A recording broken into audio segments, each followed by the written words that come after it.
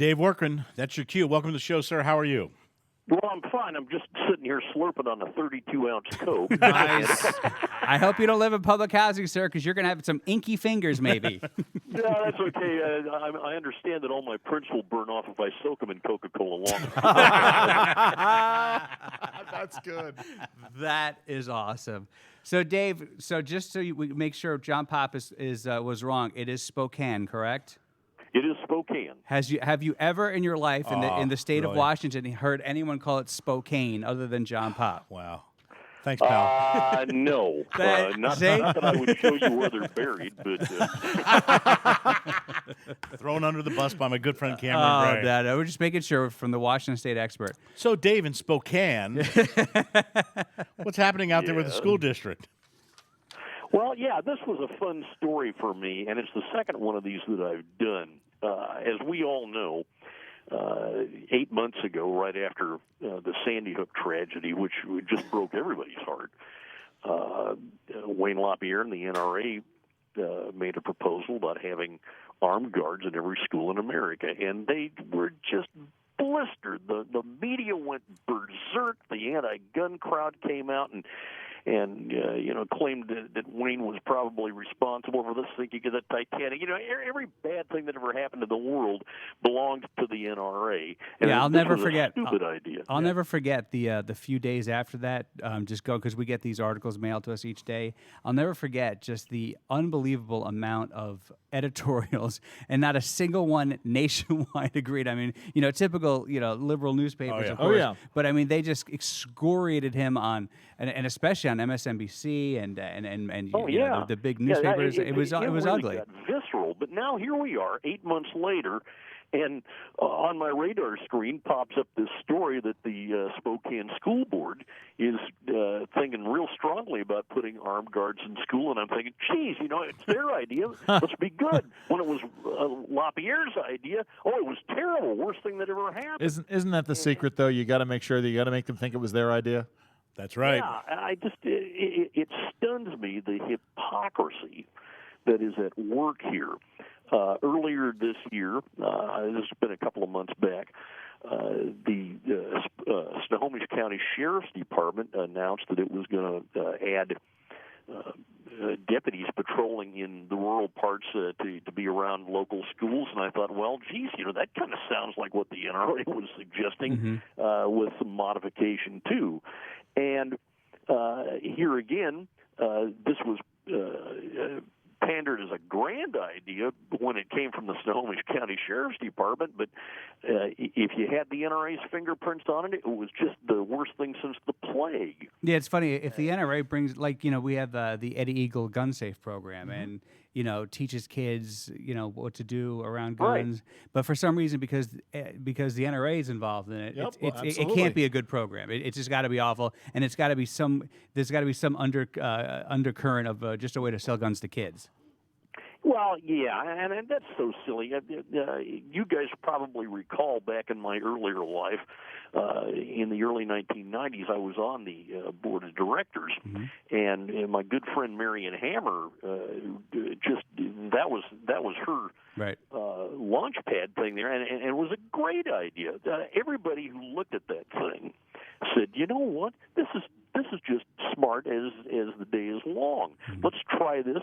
It's won some awards. It's been adopted by several schools, and it seems to be working just fine. It's not political at all. It's common sense child safety.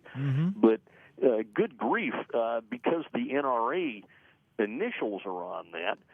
You've got some school officials that just go nuts when they see this or when they find it out. I guess this happened down in Houston, Texas, here a few months back. But anything that the NRA initials are attached to for God knows what reasons, the media just goes nuts. And then you give it some time, people sit back and they look at it, and bing, it suddenly becomes their idea, and golly, we've cracked the code. the hypocrisy there is just astonishing. But you know what? I love people like that because they keep me employed. I like that. Speaking with Dave Workman, Seattle Gun Rights Examiner. Dave, I even remember a few years ago, talking about Eddie Eagle, there was an actual program where that one of the anti-gun groups, I think it was, I'm not being for sure, but I think it was the Brady's or someone like that, lifted the program and turned it into their own, like took the entire Eddie Eagle program. Right. It was fine, took the NRA off it, and then they had their own gun safety program. Right. It looked an awful lot That's like funny. the Eddie Eagle program. Frankie Ferret. I was going to say it was Percy Pacifier. You sure it wasn't Willie Weasel? So Dave, do you think out in Spokane they just figured if we waited long enough, we'd forget that Wayne suggested this back in December, and then we'll just go ahead and sneak those security guards in there, and everything will be cool? You think that was their plan? Well, see, I don't know what they were thinking, but I just kind of took it upon myself to remind everybody in my column this morning that this is really the roots of this idea. There are a lot of really good gun people in Spokane, Eastern Washington. Yes. Just like northern Idaho and Montana is what we would call gun country. Mm-hmm. And you recall back in the elections of 1994, after Speaker of the House Tom Foley from Spokane voted on the Brady and law and the so-called assault weapons ban, the good voters in Spokane threw him out of office. Right. Yeah. Now, that was a stunning defeat in 1994 because the Democrats lost so many people who voted for that legislation. But to throw out the Speaker of the House of Representatives was mind-boggling for everybody. All the political pundits just didn't see that coming at all. And people in Foley's district, which covers a lot of ground from the Palouse all the way up to northeast Washington, they said, hey, wait a minute, no, this isn't going to work. Sorry, Tom, you've been there long enough. Time for you to go home and write your memoirs.